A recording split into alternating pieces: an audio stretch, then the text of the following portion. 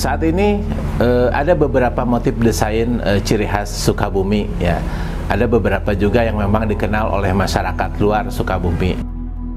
Dan menjadi kebanggaan tersendiri bagi saya bisa mengenalkan batik-batik kesukabumian saat ini. Ayo kita boomingkan batik Kipahare ini, karena historisnya itu orang Sukabumi juga harus tahu dan harus menghargai sejarah yang dulu pernah ada.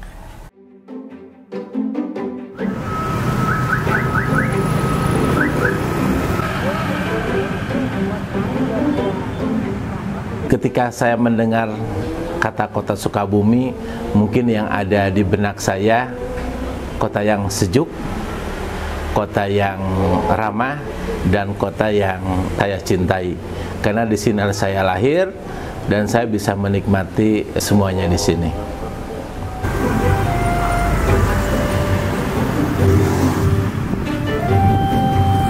Dalam perkembangan Sukabumi, baik kota kabupaten, lalu ada beberapa batik ciri khas Sukabumi. Desain batik yang ada saat ini menjadi kebanggaan rakyat Sukabumi, juga sebagai identitas masyarakat Sukabumi karena mengandung filosofi dan mengandung nilai-nilai yang sangat tinggi mana kita tinggal.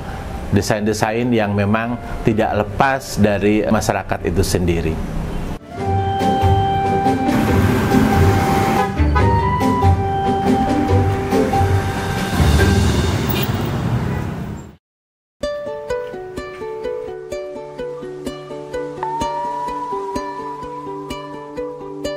Nama saya Teni Hasyanti. Sebagai seniman batik di kota sendiri ini, mulailah berkarya dengan gerakan UKM yang ada, buat berbagai macam keterampilan, nyemplung ke dunia batik. Karena pada saat itu belum ada yang membuat motif batik untuk kota Sukabumi. Maka dimintalah oleh almarhum wali kota Pak Haji Muslih Abdul Syukur untuk membuat motif Sukabumi, lalu di launching, buat beberapa motif untuk digebyarkan. Sukabumi itu harus ada dong motif yang bagus yang untuk dijual, menjadi souvenir, menjadi kebanggaan lah untuk Sukabumi sendiri.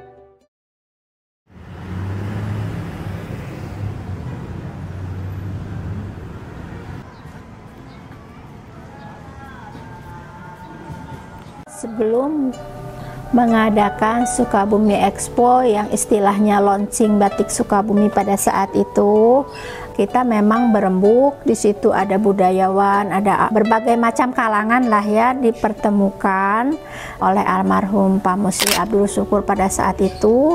Ada budayawan Pak Anis Jati Sunda yang saat ini juga sudah almarhum. Beliau juga memberi masukan sampai beliau itu memberikan pohon paku jajar ini dari halaman rumahnya yang sampai saat ini ada di halaman rumah Bunda gitu, diabadikan. Jadi paku jajar itu menurut beliau itu yang sekarang bisa disebut juga Kipahare, itu historisnya banyak sekali di sekitar jalan area RM Marta Dinata sampai ke Pemda Kota Sukabumi itu banyak sekali pohon paku jajar. Zaman dulunya tuh taman. Nah, taman itu tempat bertemunya putri dan pangeran, tempat janjiannya. Pokoknya ada historis yang sangat cantik lah. Makanya diangkat lalu diabadikan menjadi selembar kain yang cantik. Semua menyambut gembira dari liputan media. Memang orang Sukabuminya juga bangga, oh Sukabumi udah ada batik nih, dengan bangganya. Dan akhirnya Bunda juga mendapat penghargaan dari Pak Menteri Syarif Hasan pada saat itu, ya dinobatkan sebagai pelopor batik Sukabumi.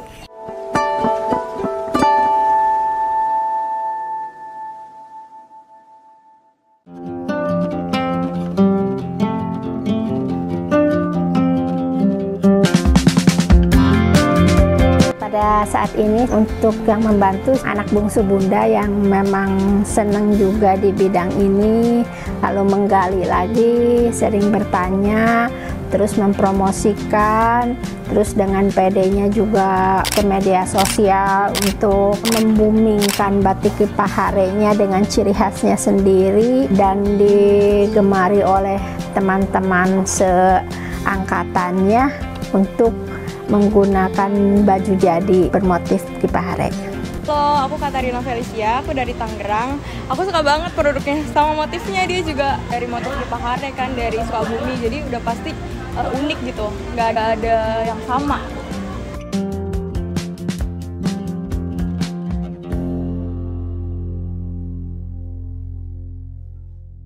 Halo, nama saya Safanisa Geneviani. Saya berusia 23 tahun. Saya anak kedua dari 2 bersaudara dari Ibu Teni Hasyanti yang merupakan pengusaha batik Sukabumi yang udah didirikan dari 2008. Pekerjaan saya sebagai fashion designer saat ini. Kipahare sendiri memang yang bikin menarik dia dari cerita rakyat yang kurang dikenal. Aku Jajar di Gunung Parang. Ada di Pantun Pajajaran Tengah, karyanya Cibuyut Bajo Lambeng yang memang dipopulerkan oleh Pak Anies Sunda.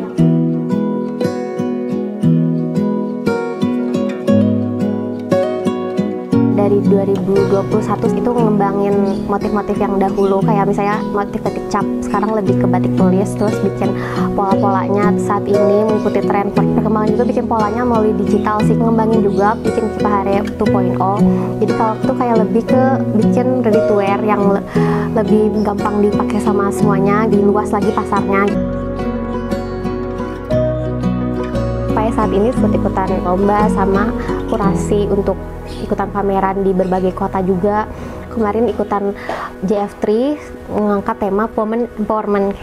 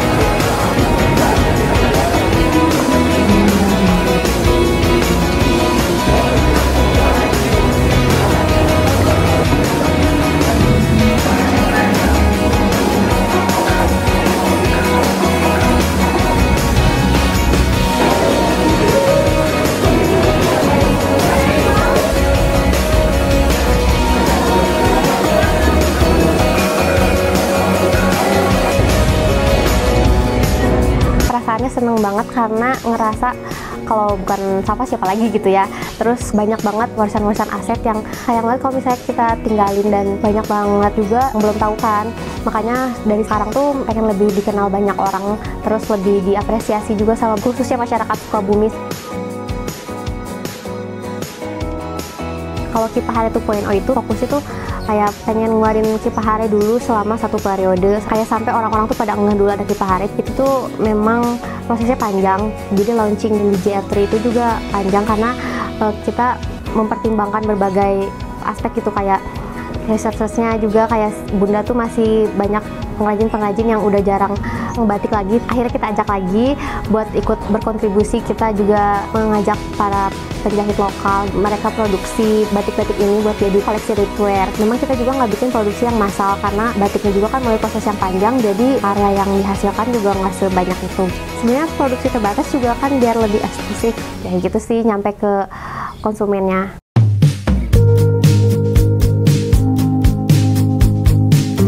Proses membuat batik dari awal sampai akhir harus ada kain putih, lalu ada pola, setelah pola dijiplak ke kain, lalu dicanting atau dicat ke kain itu, setelah tembus dan bermotif. Kalau misalnya banyak warna, ada sistem colet. Sistem colet itu yaitu mewarnai bagian-bagian motif. Setelah dicolet, dikeringkan. Setelah dikeringkan, ditutup lagi dengan menggunakan lilin. Besoknya baru kita mewarnai dasar dengan mencelup dasar. Lalu kain itu direbus dengan disebut namanya pelorotan supaya lilinnya nanti hilang. Dijemur di angin-angin jadilah selembar kain batik.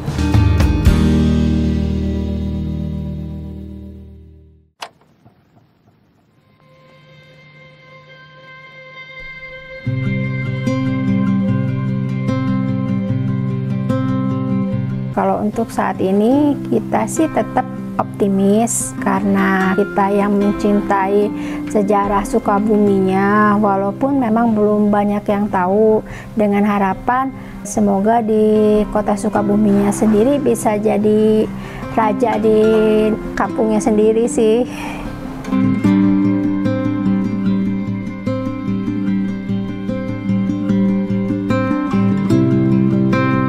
Tentunya perlu kita dukung para penggiat pembatik asli Sukabumi supaya mereka lebih inovatif dalam desain-desainnya, lebih bergairah dalam ekonominya, sehingga masyarakat umum bisa mengakui dan bisa mengenakan kebanggaan batik ciri khas Sukabumi.